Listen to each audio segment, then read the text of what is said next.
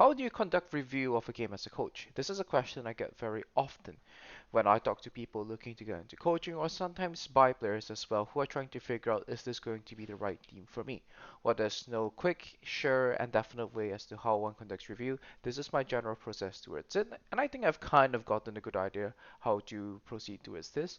And I've had many players anecdotally tell me about how their previous coaches, they will simply go into things and talk about, oh, in this team fight you should have used a flash, and it's just a little bit about those press your buttons, dodge the skill shots, hit the spells kind of scenarios. I think that there is a certain approach towards doing review of scrims that can be done, and this is my methods that I use.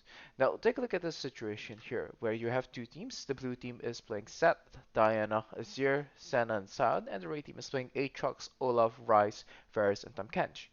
Now, for the purpose of this exercise, we will be the red team, and this is how the game proceeds. With us missing a double crab opportunity at 3:30, and the top laner gets solo kill at 4 minutes. This is followed by a error diving the bot lane at 5 minutes 30, and we secure the first streak eventually at 7:20, but our bot lane loses a wave. Now, all these are very small things happening in the early game and things that can be reviewed. 9:20, there's a Rift Harrow opportunity that we can secure. At the same time, our bot lane is getting dove. So there's a question here, and it's an in-game argument as to what we should have done. Once again, this appears on our list as things that could possibly be going for review. And this list only will get longer as we now have the option to use the Rift Harrow to race on the top side of the map. And while we are doing that, our Ryze gets stove on the bot lane.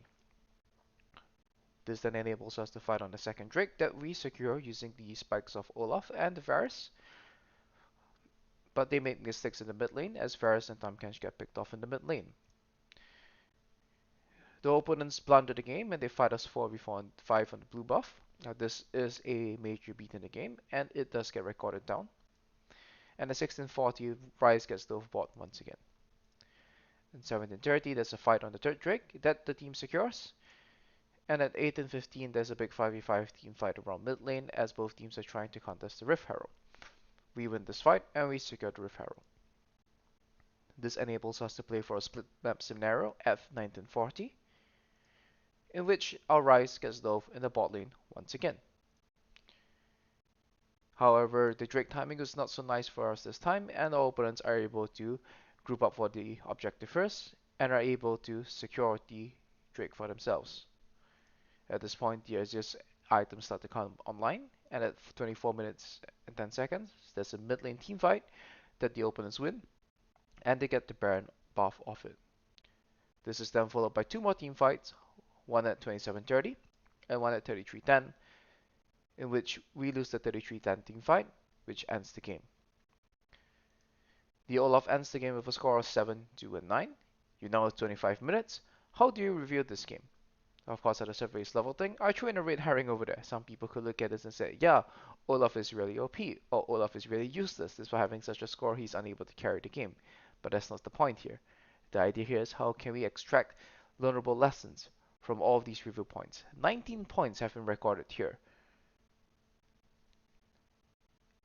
And in 25 minutes, it is going to be a challenge. Take some time to pause the video now to think about how you would approach reviewing this game if you were coaching this team and these were the points that you had written down.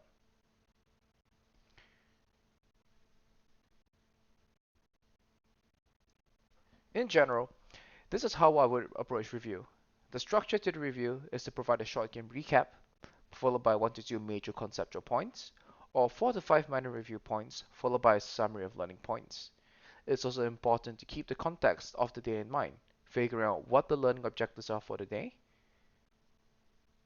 keeping in mind if there are certain picks that the team is trying to get a read on, and also keeping our past history, existing issues, or what is also known as the laundry list of the team in mind that will help us inform our decision as to what are the big things that we want to review. Some of these are repeated points and will be dropped down in priority. The first thing that we want to do is to examine all of these points, classify them, and prioritize accordingly. What are individual points? What are team points? Individual points can be left up to role coaches, whereas team points are usually done in team review. And if you're working with a smaller team or working on an amateur team where you don't have the luxury of doing individual coaching with players, what you want to do is to keep this data locked down, summarize it at the end of a week or at the end of the scrim day, and then pass it down to the players individually to let them spot particular trends or spot particular errors that they are committing on an individual basis. You can also classify these topics based on a specific game plan. In this case, it's all of composition. So you can revolve the review around Drake stacking or particular topics in the game, or you can split it into simply the early and the mid game. Now, if I were to do this review, I would start off by going from back to front, starting with the Drake 4 setup, which is the major beat of the game, and then highlighting to the players where the Rise getting dove is one of the big points that we will be reviewing and something that we will be looking at in review.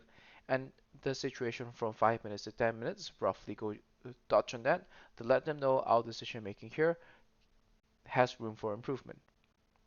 As to how the review is conducted exactly, this can be done in multiple ways. One of these ways is to sort of these points in the topics and then pick one example of the topic to use it as a teaching point for the team. In this case, Rise getting Dovebot, as coded in purple here, is a topic around managing weak side and playing a split map scenario.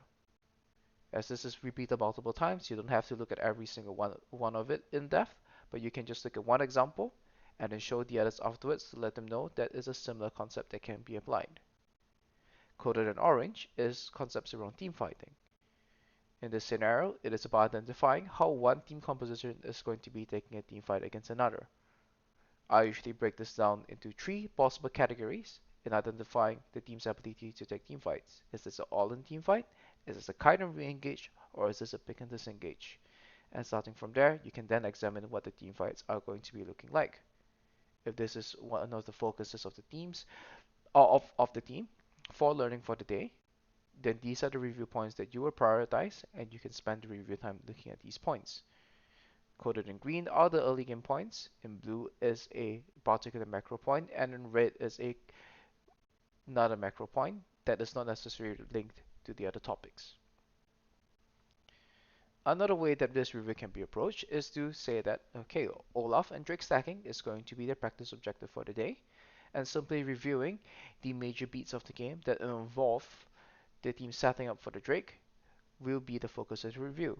In this scenario, this ignores all the points in white and instead focuses on the points in orange instead.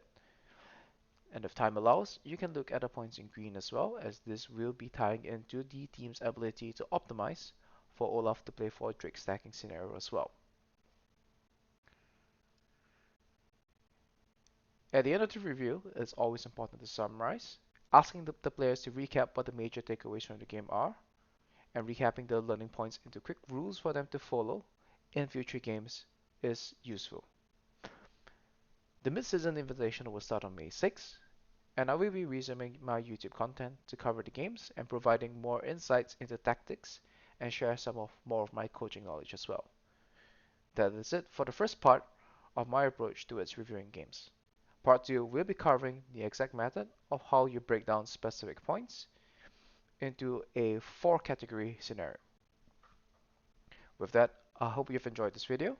This is Jensen. If you like this style of content, please do like and subscribe. Please do like this video and consider subscribing to my YouTube channel. With that, I bid you a good day.